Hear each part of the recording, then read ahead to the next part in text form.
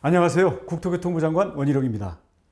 오늘부터 몇 차례에 걸쳐서 주택 정책에 관해서 여러분께 말씀드리려고 합니다. 오늘은 그 중에 첫 번째로 재개발, 재건축, 정비 사업에 대해서 말씀드리겠습니다. 잘 아시는 분들도 있겠지만 재개발은 좀 넓은 구역을 통째로 개발하는 겁니다. 도로나 하수도 이런 거 다 새로 만드는 거고요. 재건축은 특정한 아파트, 단지나 이렇게 해서 보다 작은 규모를 새로 만드는 거죠. 이 두 개를 합쳐가지고 정비 사업이라고 합니다. 재생 사업을 한다는 그런 뜻이 되겠는데요. 이번에 주택 정책의 초점은 과거에 주택 공급을 죄악시했던 문재인 정부 또는 그 시기에 박원순 서울시의 정책을 이제는 정상화해야 된다는 것입니다. 당시에는 집값이 오르는 이유는 공급이 부족해서가 아니라 투기 때문이다 라고 하면서 공급에 대해서는 억눌러 놓고 실제 여기에 대해서 집을 살려는 사람들의 그 행동만 벌 주는 데 초점을 맞췄기 때문에 집값도 못 잡고 사람들을 모두 범죄시하는 그러한 잘못을 범하게 된 거죠. 그래서 이번에 주택 정책에서는 수요가 있는 곳에 가능하면 공급을 준다.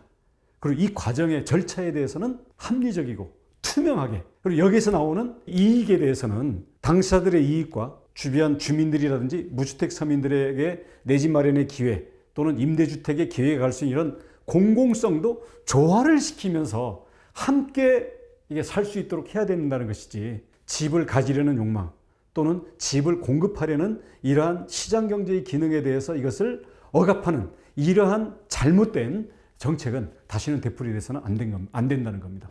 자, 우선 첫 번째로는 지정 요건. 지금 너무 까다롭습니다. 특히 안전진단 같은 경우는요, 예전에는 10건을 신청하면 한 5건 정도가 통과됐다고 한다면 요즘은 2건도 통과가 안 됩니다. 소위 말하는 구조안전이라는 것을 50% 이상 배점표를 늘리다 보니까 골조가 두드려서 부서질 정도가 아니면은 다 이게 퇴짜를 맞는 거죠. 근데 여러분 아시다시피 대한민국은 경제가 급성장을 해온 나라고요. 그만큼 아파트나 주택도 급하게 발전을 해온 나라입니다. 1970년대 만든 아파트, 80년대, 90년대, 2000년대 만든 아파트가 모두 다 다르고요. 또 요새 나오는 아파트를 보십시오. 거기에 딸려 있는 여러 가지 첨단 시설, 또 첨단 장치들이 있기 때문에 어느 정도 소득만 뒷받침된다면 새 집으로 가고 싶어하는 그런 욕구도 상당히 많이 있습니다. 근데 철골 내지는 철글 콘크리트가 구조적으로 안전하다는 이유로 이 부분에 대한 재개발, 재건축을 못하게 하니까 새 집에 대한 공급이 더욱더 줄어들게 되면서 집값 폭등의 요인이 되고 주민들로부터 불만의 요인이 되고 있죠. 그래서 지정 요건에 대해서는 저희가 안전진단도 합리적인 기준으로 하고, 그 다음 특히 저층, 저밀도 지구에 대해서는 저희가 적극 지정을 하려고 합니다. 이 저층, 저밀 지구를 적극 지정해 나가는데 이번에 새롭게 도입하는 게 우리 도심복합 사업을 지정을 하게 됩니다. 도심복합이란 건 뭐냐면 지금 뭐 역세권이라든지 아니면 이 서울을 비롯해서 전국의 도시마다 다 도시이면은 상업 기능이 다 있잖아요.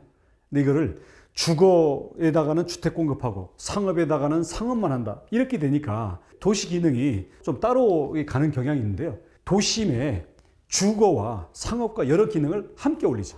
그렇게 해서 이번에도 역세권 첫집, 무주택 서민들을 위한 첫집이라든지 아니면 청년 원가 주택 같은 경우도 역세권이나 도심 지역에다가 용적률, 즉 그 집의 여러 가지 바닥 면적들을 더 올릴 수 있게 해가지고 거기다 공급을 늘리겠다는 건데, 기존에는 공공에만 도심 복합 사업을 할 수 있는 자격을 줬습니다만 이제는 민간도 주자.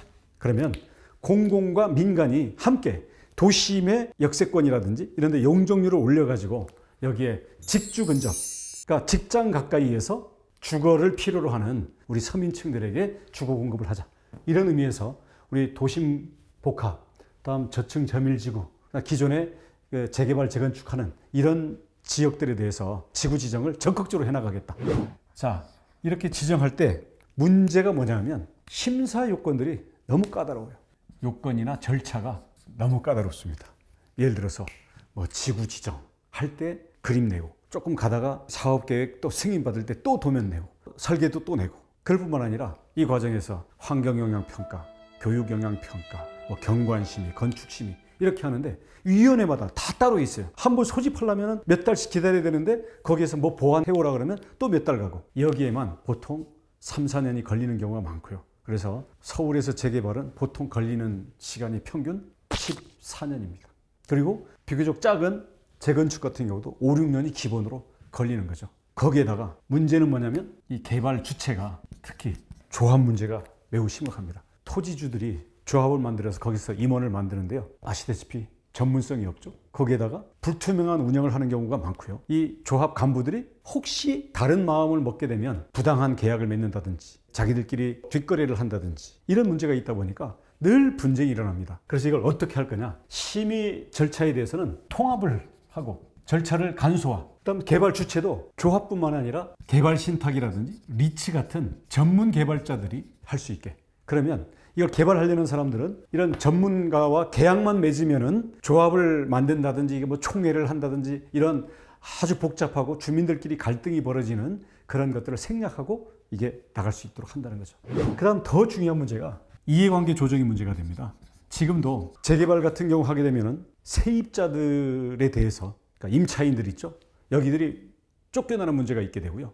또 하나는 여기에 상가를 갖고 있던 사람들은 제대로 보상을 못 받는 문제가 있고 자기 집을 가지고 월세 수입을 거두던 임대인들 같은 경우도 보상이 법적으로 보장이 안 되다 보니까 이쪽에서 결사적으로 반대를 하게 됩니다. 그러다 보면 여기에 세입자들, 상인들 또는 여기에 임대 수입을 노리는 집주인들 이런 사람들이 재개발조합이나 이런 데서 이해관계가 제대로 조정이 안 되기 때문에 반대하다 보면 결국 가다가 무산되는 경우도 많고 하면서 오히려 재개발, 재건축이 비리와 갈등과 불법의 온상처럼 돼 있다 보니까 주택 공급의 역할을 해야 될 이런 부분들이 너무 제도가 잘못 운영되고 있는 거죠. 그래서 이번에 이런 부분들을 다 손을 보고 합리적인 방향으로 진행을 하게 됩니다. 방향은 아까 말씀드렸던 것처럼 지구 지정을 적극적으로 늘려가겠다. 심의 절차나 요건은 통합하고 신속하게 가도록 하겠다. 전문적인 개발 주체들이 주민들과 서로 계약을 맺어서 진행할 수 있도록 하겠다. 그다음 이해관계도 그동안 너무 조합원들 위주로만 돼 있던 부분들을 그 조합원들 외에도 이해관계가 있는 거기에 대해서 보상을 할 수 있는 여러 가지 방식을 도입을 해가지고 원활하게 진행이 되도록 하겠다. 그래도 남는 문제가 재건축 초과이익 환수 문제, 소위 재초환인데요. 예를 들어서 30년 된 또는 40년 된 아파트 제자리에서 재건축해가지고 값이 많이 올랐습니다. 그러면 그동안 정상적으로 오른 값 플러스 건축 비용을 하고도 만약에 5억이 남았다. 그러면 10% 내지 50%까지 세금 비슷하게 재건축 조합원들이 내도록 되어 있습니다. 당연히 이거 초과이익은 환수를 해야 되겠죠. 근데 지금 같은 경우는 이게 너무 좀 부당하게 되어 있는 게 재건축 초과이익이 예를 들어서 저 수원시나 아니면 저기 지방도시들 같은 경우에도 3억씩 5억씩이 나오는 경우들이 있어요. 그리고 예를 들어서 자기가 원래 샀을 때의 가격하고 이제 따지기 때문에 기간이 오래될수록 오른 폭이 많아서 돈을 많이 내야 되는 문제가 있다 보니까 이 재초안을 놓고 불합리하다는 것 때문에 저항도 많고 또 실제 공평성에도 문제가 돼요. 그리고 재초안을 많이 내게 되면 조합원들은 이 돈을 현금으로 내고 집을 지어야 되는 문제가 있어요. 그러니까 그러다 보니까 지금 이것도 재개발 재건축이 잘 공급이 안 되는 이유 중에 하나가 돼 있어 가지고요. 저희가 이 부분도 합리적인 선으로 조정을 하려고 합니다. 자, 그러면 당장 여러분들 그렇게 생각할 수 있겠죠.